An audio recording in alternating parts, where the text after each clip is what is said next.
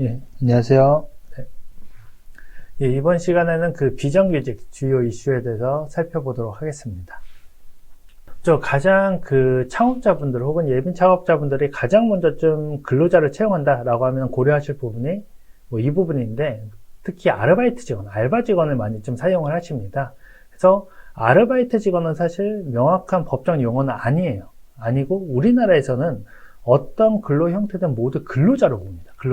근로자로 보기 때문에 모두 근로기준법을 기본적으로 적용받는 대상이 되는 거겠죠. 그래서 아르바이트 직원의 기본적인 법률상의 신분은 기간제 근로자 혹은 단시간 근로자로 볼 수가 있습니다. 기간제 근로자라 하면 이 기간에 정함이 있는 근로계약을 체류한 근로자, 3개월이든 6개월이든, 일주일이든, 1년이든, 이렇게 기간에 정함이 있는 근로계약을 체결한 근로자를 기간제 근로자라고 규정을 하고 있고요. 그리고 근로시간이 법정 근로시간보다 짧은 근로자, 아니면은 동일한 업무를 수행하는 다른 근로자보다도 짧은 근로시간을 적용받는 근로자를 단시간 근로자라고 합니다. 그래서 이렇게 기간제 근로자 혹은 단시간 근로자가 이렇게 좀 혼용된 형태가 아르바이트 직원, 알바 직원이라고 좀 볼 수가 있습니다. 그래서 기간제이면서 동시에 단시간 근로자에 해당하는 경우가 가장 많이 있고요. 그리고 그러기 때문에 근로기준법 전체 근로자에게 적용되는 근로기준법 외에도 기간제 및 단시간 근로자 보호 등에 관한 법률의 특별한 보호를 아르바이트 직원이 받고 있다. 그렇기 때문에 해당 법률에 대해서 명확히 알 필요가 있다. 이렇게 좀 볼 수가 있습니다. 먼저 주요 내용을 살펴보면은, 먼저 기간제 근로자, 단시간 근로자, 파견 근로자, 이 세 가지 고용 형태를 비정규직이라고 이렇게 좀 볼 수가 있는데, 기간제 근로자는 기간에 정함이 있는 근로자, 그리고 단시간 근로자는 근로시간이 짧은 근로자, 그리고 파견 근로자는 파견업체에 고용이 돼서 사용업체의 지휘 감독을 받으면 근로하전자. 예를 들어, 저는 A라는 회사와 근로계약을 면접을 거쳐서, 채용 과정을 거쳐서 입사를 했고, 그래서 A라는 회사와 근로계약을 체결했지만 정작 일은 B 회사에 가서 하는 경우, 이 형태를 파견계약이라고 볼 수가 있습니다. 물론 A 회사와 B 회사 간에서 파견계약을 체결했기 때문에 제가 A 회사 소속이지만 B 회사에서 근무를 할 수 있는 거겠죠. 예.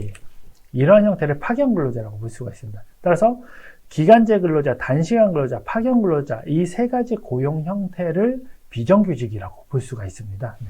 먼저 기간제 근로자에 있어서는 사용 기간이 정해져 있는데, 법에서는 그 사용 기간을 2년으로 제한을 하고 있습니다. 따라서 2년을 초과하는 근로를 하는 경우에 있어서는 이때는 기간제 근로자에서 무기계약 근로자로 바로 전환된다. 기간에 정함이 없는 근로자로 바로 전환이 된다. 라는 점을 좀 유의하시기 바랍니다. 최근에도 공공기관뿐만이 아니라 다른 민간 기업에 있어서도 계속 사용을 어떻게 하다 보니까 2년이 넘었어요. 2년이 넘었음에도 불구하고 기간제 근로자로 인식을 해서 해고를 시켰는데, 여기에 대해서 부당해고다 해서 2년이 넘었기 때문에 해당 근로자는 기간에 정함이 없는 근로자로 전환이 됐다라고 판단하는 경우가 굉장히 많이 있습니다. 따라서 기간제 근로자를 사용하기 위해서는 사용기간 2년을 명확히 인식을 하셔야 된다. 인식을 하고 사용을 해야 된다. 예, 명확히 인식을 하고 사용을 해야 된다. 이렇게 좀 볼 수가 있습니다. 네.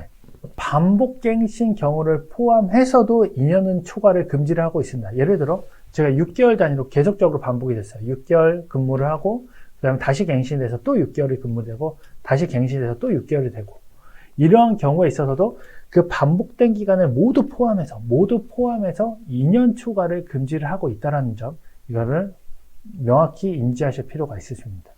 또한 갱신 청구권의 유의라고 이렇게 되어 있는데, 반복 갱신을 하는 경우에 있어서는 갱신 청구권 이슈가 있습니다. 갱신 청구권이 어떤 거냐? 나는 당연히 갱신이 될 거라고 생각을 했는데 왜 갱신을 시켜주지 않느냐? 이건 사실상의 해고다. 계약기간 종료를 이유로 근로관계를 종료시키는 것은 이건 사실상의 해고다. 라는 것이 갱신 청구권의 의미라고 볼 수가 있습니다. 따라서 예를 들어 제가 6개월 동안 계속 아무런 평가 절차도 없이 계속 갱신이 됐어요. 그래서 1월부터 6월까지 근무하고 7월부터 당연히 다른 근로자들도 마찬가지고 당연히 갱신이 되고, 또 6개월이 지나서 당연히 갱신이 되고, 또 6개월이 지나서 당연히 갱신이 돼서 총 2년이 됐는데, 2년째에도 저는 당연히 갱신될 거라고 생각을 했는데, 회사에서는 2년을 넘으면 안 되기 때문에 이때 근로계약 종료를 시킵니다. 갱신을 더 이상 하지 않는다는 거죠. 이때는 저의 근로자의 입장에서는 아니 당연히 갱신될 것 지금까지 늘 그래왔고 앞으로도 계속 그럴 거라고 생각을 했는데 이거를 근로계약 기간 만료를 이유로 갱신하지 않는 것은 이거는 사실상의 해고다 라고 해서 부당해고 구제 신청도 가능합니다. 그렇기 때문에 반복 갱신을 하기 위해서는 어떤 점 어떻게 하셔야 되느냐, 기본적으로 평가를 하실 필요가 있습니다. 그래서 갱신을 위해서 갱신이 우리는 당연하게 하는 것이 아니다. 별도의 평가 과정을 거쳐서 어떤 수준, 어떤 기준 이상이 되어야지만 그때 평가를 통해서 우리는 갱신이 될 수 있다. 이런 거라고 하면 별도의 갱신 청구권에 대한 의미가 사라지게 됩니다. 따라서 당연하게 갱신되는 것이 아니라 평가를 통해서, 내부적인 평가를 통해서 우리는 갱신이 된다 라는 그런 좀 제도를 갖추실 필요가 있으십니다. 네. 그래서 말씀드렸다시피 2년을 초과해서 사용했을 때는 무기계약으로 간주가 되는데 예외적으로 기간에 정함이 있는 사업, 예를 들어 평창올림픽 기간, 평창올림픽이 끝나면은 그 일 자체도 없어지는 거기 때문에 그런 경우에 있어서는 기간에 정함이 있는 사업에 있어서, 특정 사업에 있어서는 2년이 초과하더라도 2년이 초과된 기간까지도 2년을 넘는 기간까지도 그 근로계약이 가능하다는 점 좀 인지하실 필요가 있으십니다. 그리고 특정 프로젝트를 완성하거나 아니면은 휴직을 가거나 휴직자에 대한 대체 근로자의 경우에 있어서는 이때는 2년을 초과한 근로계약 기간을 설정해도 무방하다 이렇게 볼 수가 있습니다. 네. 다음은 단시간 근로자인데요. 단시간 근로자 역시도 초과 근무에 대한 제한을 받습니다. 아무리 근로시간이 짧다 하더라도 1주 동안 12시간 이상의 연장 근로를 시키는 것은 금지가 됩니다. 네. 그리고 임금, 근로계약 기간, 근로시간 등 주요 근로조건에 대한 서면 명시 의무를 동일하게 부과를 받는데 특히나 단시간 근로자 같은 경우에 있어서는 임금, 소정근로시간, 휴일, 연차휴가 외에도 근로일별 근로시간, 월요일에는 몇 시부터 몇 시, 화요일에는 몇 시부터 몇 시 이런 식으로 근로일과 근로일별 근로시간을 별도로 명시할 의무가 있다. 근로일 및 근로일별 근로시간에 대해서는 별도로 명시를 해야 된다. 이렇게 볼 수가 있습니다.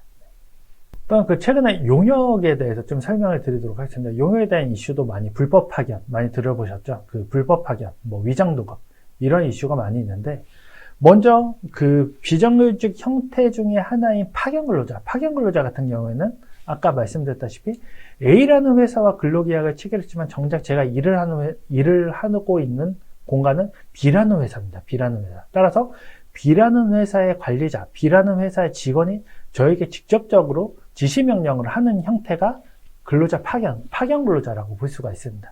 이 파견과 구분되는 것이 용역, 도급과 용역입니다. 용역. 그래서 용역 같은 경우에는 근로계약 체결을 A라는 근로자랑 했어요. A라는 근로자랑 해서 일 자체를 B라는 회사 안에서 근무를 하고 있지만 정작 B라는 회사 관리자나 직원은 정작 저에게 지시감독을 해서는 안 됩니다. 이게 파견과의 다른 점입니다. 그래서 파견은 A라는 회사와 근로계약을 체결했지만 B라는 회사가 나에게 지시명령을 할 수 있지만 이 차이가 있는 도급, 용역 같은 경우는 A라는 회사와 근로계약을 체결했고 B라는 회사 안에서 일을 하지만 B 회사 소속의 직원과 관리자는 저에게 지시명령을 할 수는 없습니다. 오로지 저는 A라는 회사와 근로계약을 체결했기 때문에 A 회사 소속의 관리자 직원에 대한 지시명령을 받아야 되는 겁니다. 그게 근로자 파견과 도급의 차이점이라고 볼 수가 있습니다. 따라서 도급 근로자에 대해서 직접적으로 업무상 지휘 감독을 하는 것은 금지된다라고 볼 수가 있습니다. 이 형태가 위장도급 불법 파견에 해당할 수 있다 이렇게 볼 수가 있습니다. 네. 지금까지 비정규직에 대표적으로 비정규직에 해당하는 기간제 근로자 그리고 단시간 근로자, 파견 근로자에 대해서 살펴봤고 추가적으로 도급 용역에 대해서 정당한 운영 방법에 대해서 살펴봤습니다. 예, 감사합니다.